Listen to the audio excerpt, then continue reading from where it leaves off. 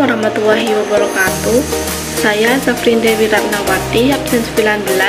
Di sini saya sebagai pemateri pertama akan membahas tentang definisi risiko. Definisi risiko.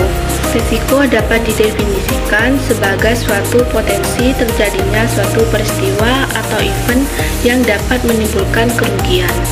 Risiko yaitu suatu kemungkinan akan terjadi hasil yang tidak diinginkan yang dapat menimbulkan kerugian apabila tidak diantisipasi serta tidak dikelola. Risiko menurut beberapa ahli. Yang pertama, menurut Kamus Besar Bahasa Indonesia, yaitu suatu peristiwa yang tidak menyenangkan akibat dari suatu tindakan.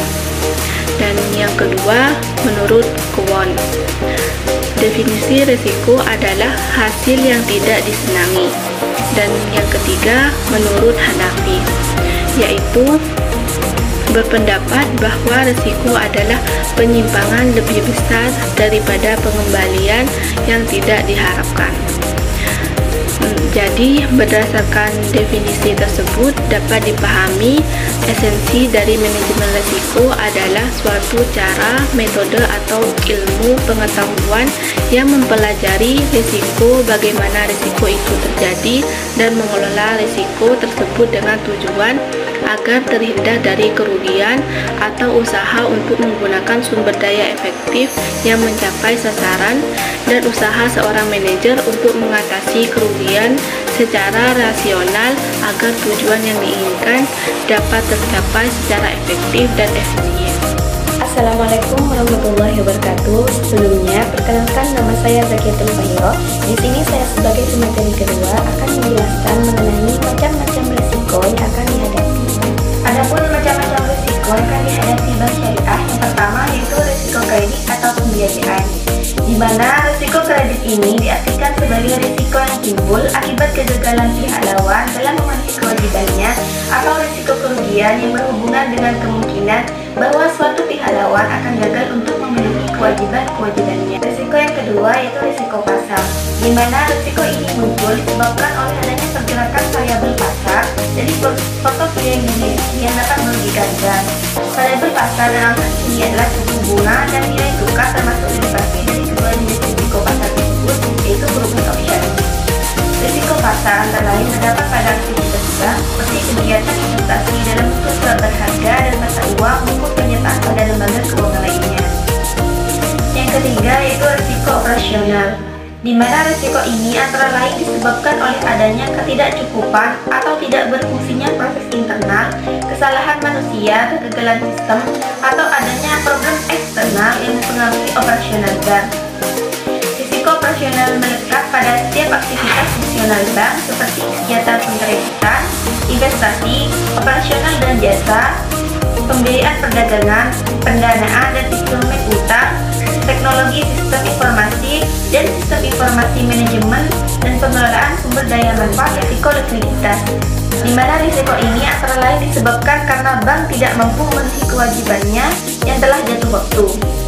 Risiko likuiditas ini dikategorikan menjadi dua, yaitu risiko likuiditas pasar dan risiko likuiditas pendanaan, di mana risiko likuiditas pasar ini yaitu risiko yang timbul karena bank tidak mampu melakukan setting posisi tertentu dengan harga pasar karena kondisi likuiditas pasar yang tidak memadai atau gangguan pasar. Dan risiko likuiditas pendanaan ini yaitu risiko yang timbul karena bank tidak mampu mencairkan asetnya atau memperoleh pendanaan dari sumber dana lain. Yang kelima yaitu risiko hukum, di mana risiko ini disebabkan oleh adanya kelemahan aspek juridis. Kelemahan ini antara lain disebabkan oleh adanya tuntunan hukum, ketidakadaan peraturan perundang-undangan yang mendukung atau kelemahan perikatan, seperti tidak dipenuhinya syarat sah kontrak dan pengikatan agunan yang tak setuju. Risiko strategi. Risiko ini disebabkan adanya penetapan dan pelaksanaan strategi bank yang tidak tepat, pengambilan keputusan bisnis yang tidak tepat, atau kurang responsifnya bank terhadap perubahan eksternal.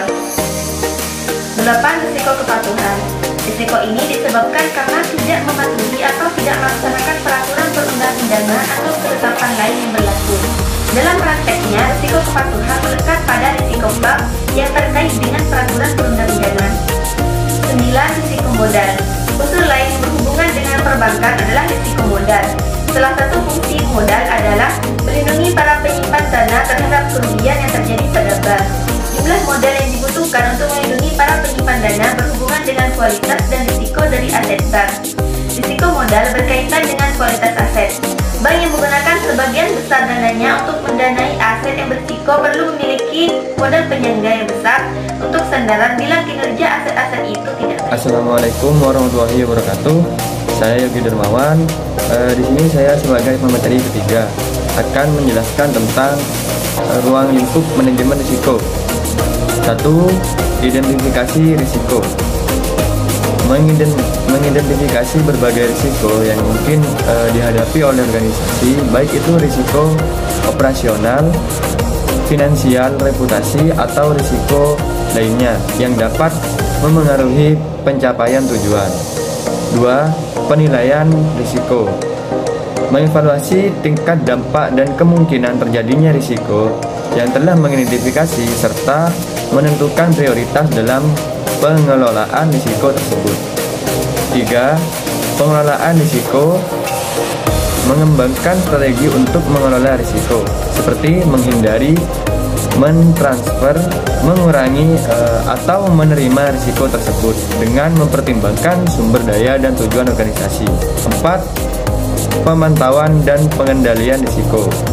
Memantau risiko secara berkala, mengidentifikasi perubahan dalam lingkungan bisnis atau operasional yang dapat mempengaruhi risiko dan mengimplementasikan tindakan pengendalian yang sesuai.